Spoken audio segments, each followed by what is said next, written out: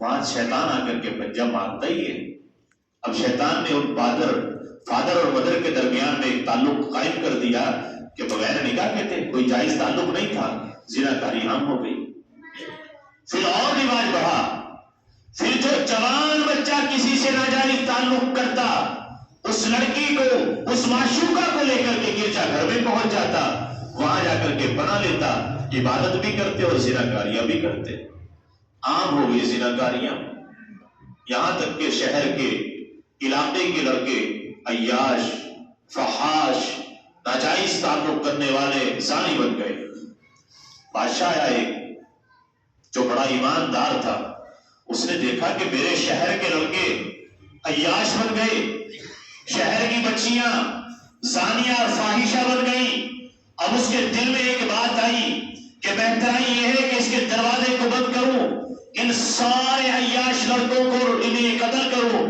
جو ان کا سب سے بڑا سردار ہے، جس کو یہ اپنا فادر کہتے ہیں اور جس کو مدر کہتے ہیں، اس فادر کو اٹھا کر کے اس بادشاہ نے قتل کر دیا.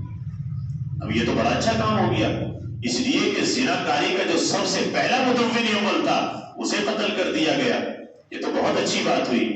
مگر جو لوگ عیاش تھے نا، اوباش قسم کے لڑکے، انہوں نے سوچا کہ یار ہماری ناجائز محبت کو قتل کر دیا، یہ تو بہت غلط بات ہوئی. انہوں نے اٹھا کر کے اس دن کو اپنے لیے پیغام کا دن بنا لیا. اب جو بھی جس سے کوئی تعلق جوڑتا، اسے جا کر کے اس دن میں پھول پیش کرتا، گفٹ پیش کرتا کہ ہم اس کی یاد میں دے رہے ہیں آپ کو جو ہمارے فادر کو بادشاہ نے قتل کیا تھا، اس شہید کی یاد میں ہم تمہیں پھول پیش کرتے ہیں. اور یہ چلتا چلتا ان لوگوں کے درمیان سے ہمارے اسکول اور کالجوں میں آ گیا، اور زیادہ تر غیر بھی آج اس کی مخالفت کرتے ہیں. جسے ہم سب سے بڑی ہندو تنظیم کہیں گے RSS، وہ بھی اس کی مخالفت کرتی ہے. مگر آج مسلمان اسی معاملات میں زیادہ ملوث ہو چکا ہے، اس لیے کہ آج غیر انسان ہماری بچیوں کا ڈاکو بن گیا.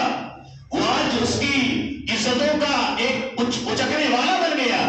اور انہوں نے اس دن کو بڑی اہمیت کا حامل بنایا کہ ہم اس دن میں اپنے مسلمانوں کی بیٹیوں کو، لڑکیوں کو ہم گفٹ تقسیم کریں گے.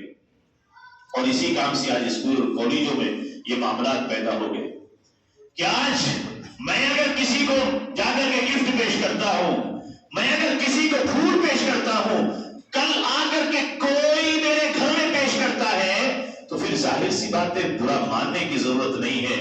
اگر میں کسی کو پھول دے کر کے آیا ہوں تو ظاہر سی بات ہے کل میری بہن اور بیٹی اور بیوی کو کوئی آ کر کے پھول ضرور دے گا، ضرور پیش کرے گا. اور یہ حالت ہے آج. ہم نے ماں باپ کی طرف دیکھنا بند کیا.